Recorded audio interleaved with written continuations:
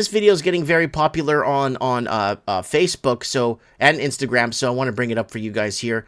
Ontario launches $1.3 billion Toronto condo developer bailout, warns bank. So, guys, if you're in an English-speaking country, I don't care what country you're in. If you speak English, you guys were invaded by Chinese. I don't care. You're in Ireland, you were affected by Chinese money laundering. Wherever you were, your housing market got affected. Watch our Ireland being taken over by Chinese that we published in 2018. It's called Ireland is Dying. Go watch it from 2018 and see how the Chinese were taking over Ireland and bidding up the properties. Now, what's going to happen right here?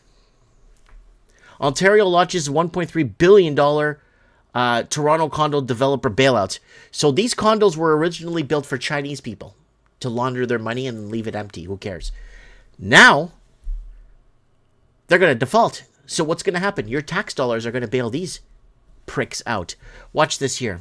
Now, this video right here explains the whole thing in 2 minutes. If you're living in an English-speaking country where your government built its economy on real estate, Chinese money laundering, so governments are now buying unsold condos in Ontario, Toronto area. This is a government-assisted takeover of housing inventory, if you want to call it that. You've got developers sitting on thousands of unsold condos that were originally built for Chinese investors so they could launder their money. Now, locals are done. They're tapped out. Wages didn't keep up with the cost of living, but condos kept going to the moon because the bidding wars, right? The trillions of dollars the Chinese laundered through these English-speaking country. So what happens? Instead of letting the market watch this, guys, for Chinese... There's my prediction video. Toronto condo crash. Major defaults by 2025. September 28, 2018. And the funny thing is, people are making videos today showing you all these condo crashes. None of them were around to warn you about this. They're just making money off the demise or the destruction. I guess good for them. Investors so they could launder their money. Now, locals are done. They're tapped out. Wages didn't keep up with the cost of living, but condos kept going to the moon because the bidding wars, right? The trillions of dollars the Chinese laundered through these English-speaking country. So what happens?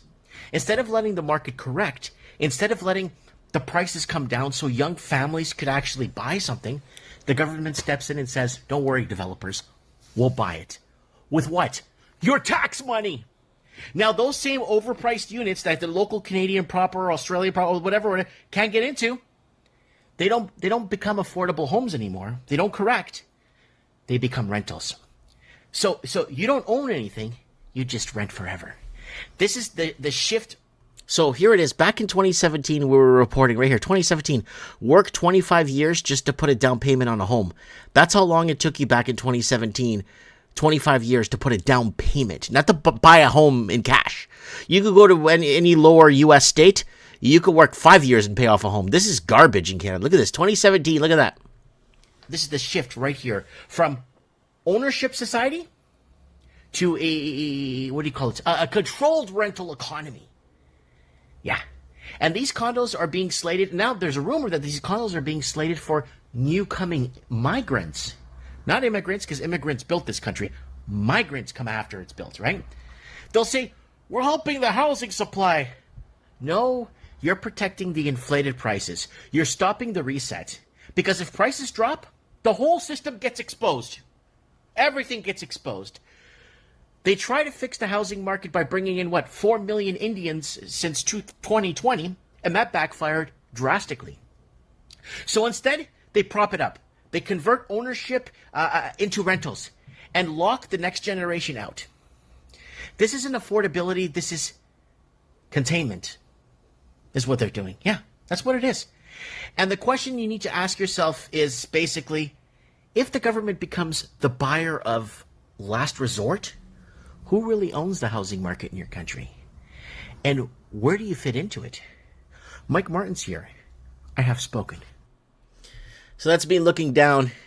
Every time I'm making a video, I'm looking down to see if I'm under 3 minutes for the short. And then I push the stop button so I'm under 3 minutes. So, yeah. So someone says the Chinese used fake yuan to double bookings to use Canadian money to take over our own housing on behalf of the Euro banksters. There's a lot of people commenting on this. Yeah, and yes, Mike, I'm here in BC. Fake refugees, not in country for 6 months, get BC housing, but locals wait 10 years. That's 100% true. I know people that war vets that fought wars for these banks don't even have a place for them to sleep. They have to be homeless. And what pisses a lot of people off is when the Chinese would come in, launder, buy a house for $1 million, and not a mansion, just a house for $1 million.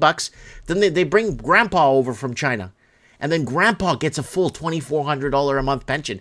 That was making headlines in Vancouver, like on the newspapers. They were reporting this, which actually made it was shocking. Wow, they're calling out the Chinese in the news. It's like they were calling out the Chinese because the Chinese were basically bringing over elderly people to collect the pension. And then we reported back in 2014, 2015, okay, that people that bought these homes, bought several homes, left them all empty, leave 1-2 family members in each home, so it's occupied. And you know what? They were collecting welfare because their income was zero on everybody, and they were collecting welfare checks on top. Woo! So there you go. That's there's your rental economy update there, folks.